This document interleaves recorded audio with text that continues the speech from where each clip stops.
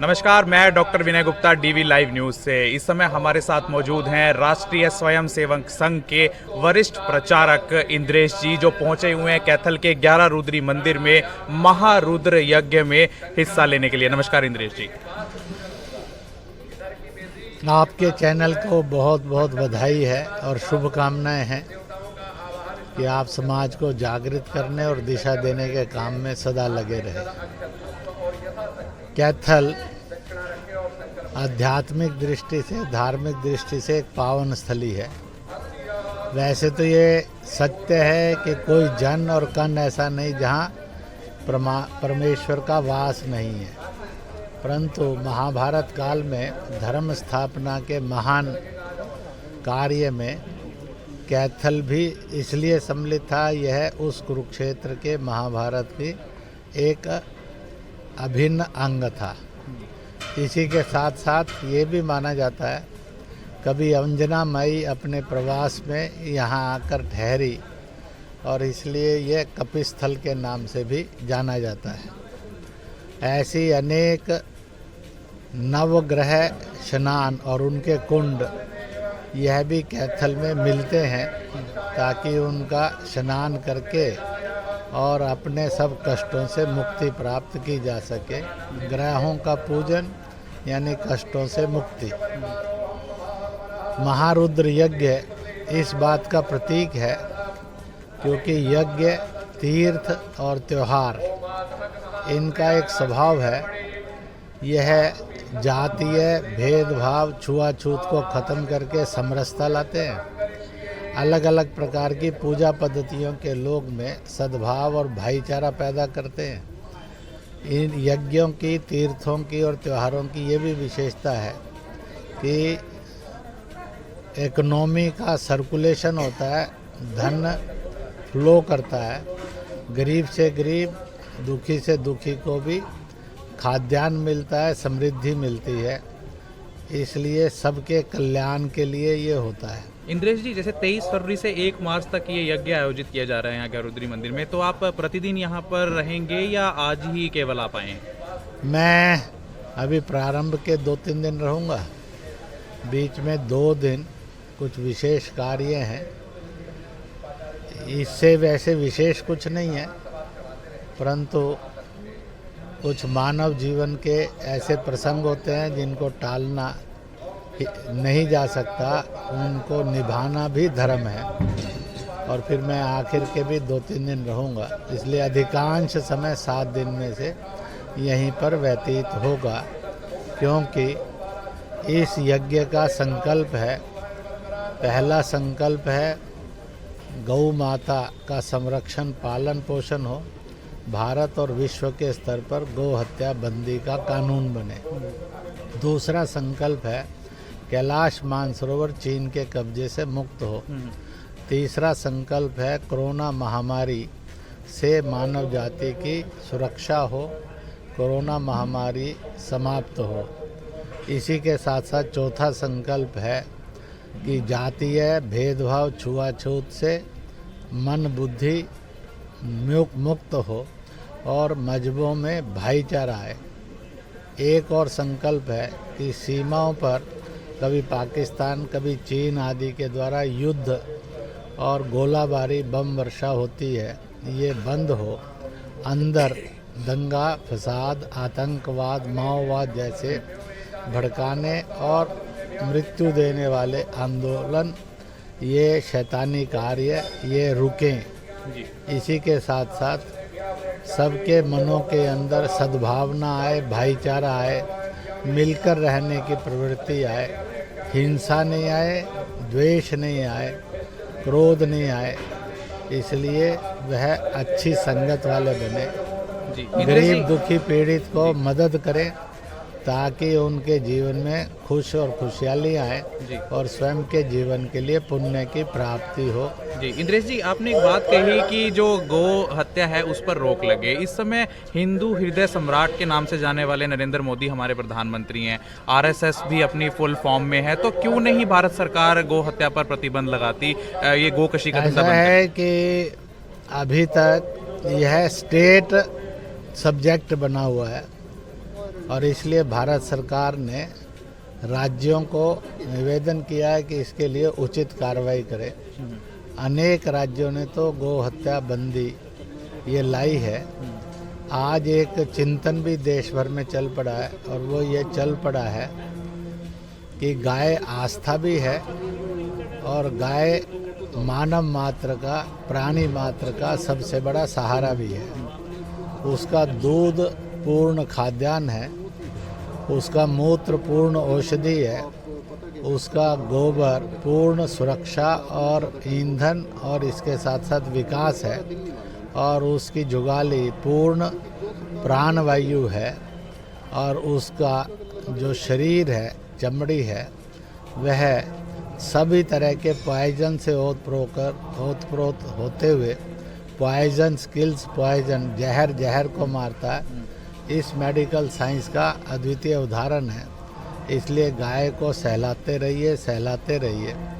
वह शरीर के, मन के, बुद्धि के जो जहर हैं, विकार हैं, उनको नष्ट करता है। जी इंद्रेश जी, एक सवाल पूछना इसलिए और स्वाभाविक रूप से गाय यह अब माना जाना चाहिए कि यह स्टेट सब्जेक्ट ना रहकर नेशनल और इंटरनेशनल सब्जेक्ट होना चाहिए, क्योंकि विश्व के 80-85% लोग गाय के दूध पर ही निर्भर हैं, आश्रित हैं। जी जब माँ का दूध नहीं उतरता स्तनों के अंदर, उस समय बच्चे का पालन पोषण कैसे हो?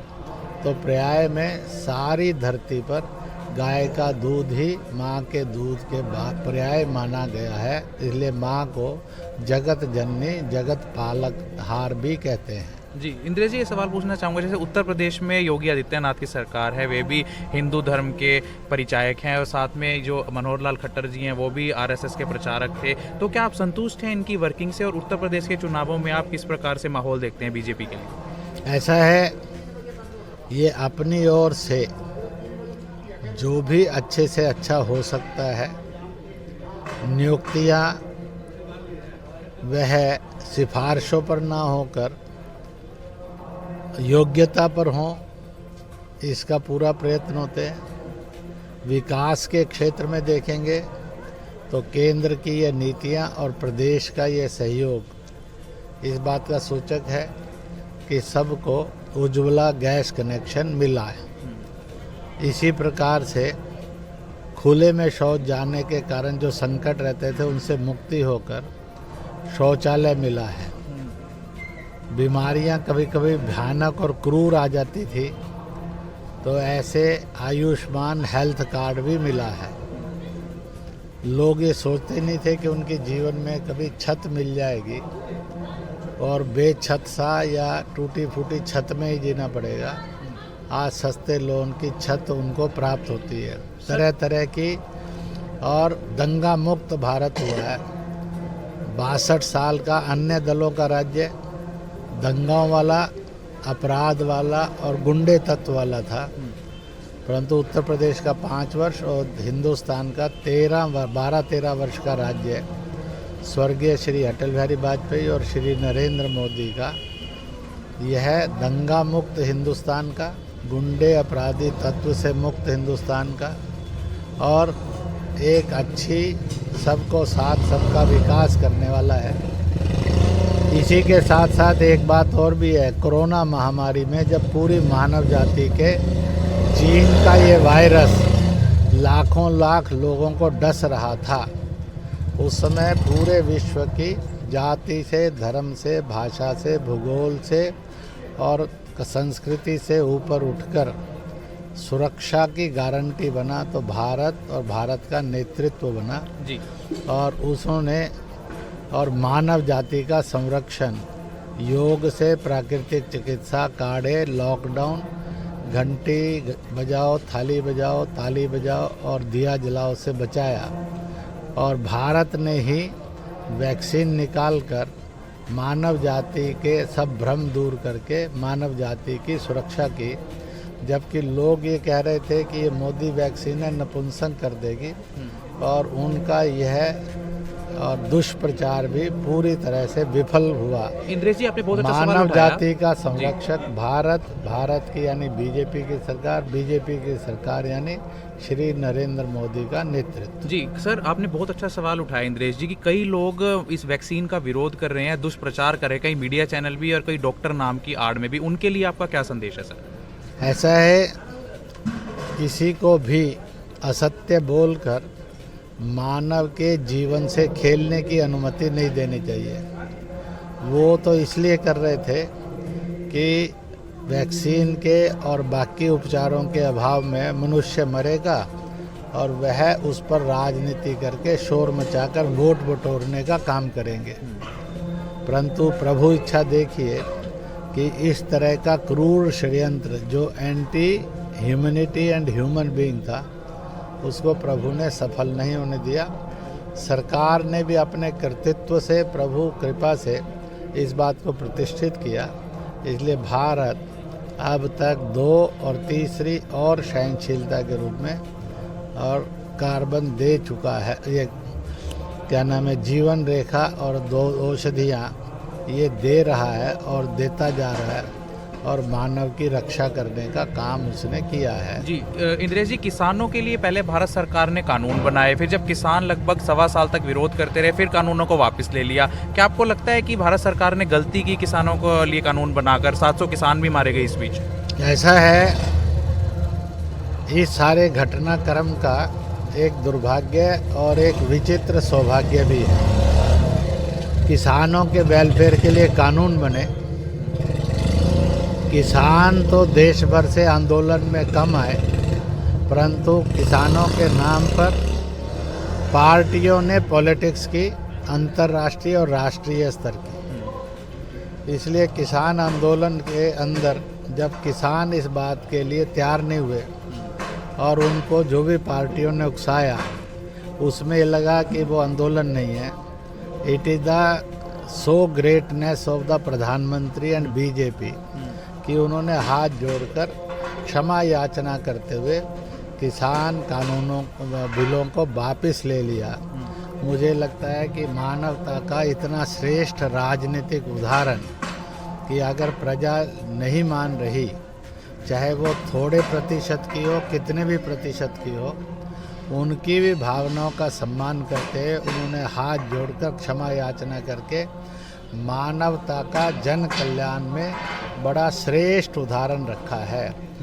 जबकि इस देश में और इमरजेंसी लाई गई, लोकतंत्र का गला घोंटा, इसी तरह से पंजाब के अतवाद को डील करते करते और कहीं ना कहीं अत्याचार हुए, लोगों में हिंसा हुई और उस समय में दंगे हुए और दंगों के अंदर बहुत बड़े सिख समाज के लोग हुए। इसके लिए जो तत्काल अच्छे ढंग से क्षमा याचना करके इस देश की और आपसी फूट को रोकने का काम नेताओं ने नहीं किया। इसी तरह से आपातकाल में लोकतंत्र का गला घोटने के लिए इमरजेंसी लगाकर जो लोकतंत्र का गला घोटने का प्रयास किया गया, उन नेताओं ने आज तक ढंग से माफ़ी नहीं मांगी, क्योंकि हम कोई एक दूसरे के दुश्मन और स्पर्धी नहीं है। जनता यह इस राष्ट्र की राज्य करता है, चुना हुआ व्यक्ति वह प्रतिनिधि के रूप में सेवक है जी। और इस लोकतंत्र के श्रेष्ठ उच्च जीवन मूल्य को प्रतिष्ठित करने का कार्य श्री नरेंद्र मोदी ने किया और विश्व के इतिहास में वह सदा इस विषय में अग्रणी रूप से और सम्मानित भी रहेंगे और जाने भी जाएंगे। जी इंद्रेश जी, कुछ मीडिया चैनल्स के माध्यम से दिखाया जाता है कि जो राष्ट्रीय स्वयंसेवक संघ है, आरएसएस है, वो महात्मा गांधी के हत्यारे नाथूराम गोडसे के समर्थक हैं। क्या इसमें कोई सत्यता है या आप इसको खारिज करते हैं इस तथ्य को? ऐसा है, 62 साल कांग्रेस की हुकूमत रही, वो किसी भी तरह से ये सिद्ध नहीं कर पाई कि बापू के हत्या में आरएसएस का हाथ है। यह आरोप अपने आप में हेट, हॉट और हार्ड स्पीच ही नहीं है, बल्कि ये असंवैधानिक और अमानवीय भी है। जिसके लिए कांग्रेस और कांग्रेस के नेताओं ने माफ़ी भी मांगनी चाहिए और प्रायश्चित भी करना चाहिए। और जनता ने उनको ऐसे हेट हॉट और हार्ड स्पीच, नफरत फैलाने वाली, असत्य फैलाने वाली, अमानवीय और अलोकतांत्रिक और भाषणों को कभी स्वीकार ना करके सबक सिखाना चाहिए। और उसके लिए कानून ने 100 मोटिव वो भी लेना चाहिए, संज्ञान भी लेना चाहिए। कभी एक पार्टी का नेता, समाजवादी पार्टी कहता है कि जिन्ना और स्वतंत्रता सेनानी हैं, यह बहादुर शाह जफर, बेगम हजरत महल, रानी झांसी, तात्या टोपे से लेकर तिलक, सुभाष, बापू, भगत सिंह, सुखदेव, राजगुरु, चंद्रशेखर आज़ाद, विवेकानंद, इन सब का घोर अपमान है। लाखों लाख सत्याग्रहियों का, समाज सुधारकों का, आध्यात्मिक संतों का और स्वतंत्रता सेनानियों का। यह भी हेट, हार्ड, हॉट और असत्य स्पीच है। यह भी बड़ा गुनाह है। इसलिए इन लोगों ने उसके लिए क्षमा मांगनी चाहिए। जब हम हेट, हार्ड और हॉट स्पीच पर कार्रवाई करते हैं तो ऐसी अनेक घटनाएं इस बात का सबूत मिलेंगी। उन्होंने भगवा और हिंदू को आतंकवाद कहकर सूर्य का भी अपमान किया, प्रकृति का भी अपमान किया, उन्होंने संतों का भी अपमान किया, तथागत बुद्ध और गुरु नानक देव का भी अपमान किया। इसलिए उन्होंने हिंदू को आतंक कहकर, जो हिंदू सर्व समावेशी है, हिंदू ही है जो सब धर्मों का सम्मान करता है, प्राणियों में सद्भावना, विश्व के कल्याण की कामना करता है, जो और सारे तरह के भेद खत्म करके हम सब एक हैं, इसको कहता है। इसलिए इन सब का अपमान करने वाले संघ को दोषारोपण और गाली गलौज करें, ये सर्वदा निंदनीय है। जी, बहुत बहुत धन्यवाद इंद्रेश जी। तो ये थे हमारे साथ राष्ट्रीय स्वयंसेवक संघ के वरिष्ठ प्रचारक इंद्रेश जी, जो पहुंचे हुए थे 11 रुद्री शिव मंदिर में यहाँ कैथल में महारुद्र यज्ञ में हिस्सा लेने के लिए। आशा करते हैं कि महारुद्र यज्ञ जो कैथल में पहली बार आयोजित हो रहा है वो सफल रहेगा और फलीभूत होगा और विश्व में शांति का संदेश देगा। ये थी ग्राउंड रियलिटी रिपोर्ट। मैं डॉक्टर विनय गुप्ता अपने सहयोगी कैमरामैन प्रमोद ढांडा के साथ।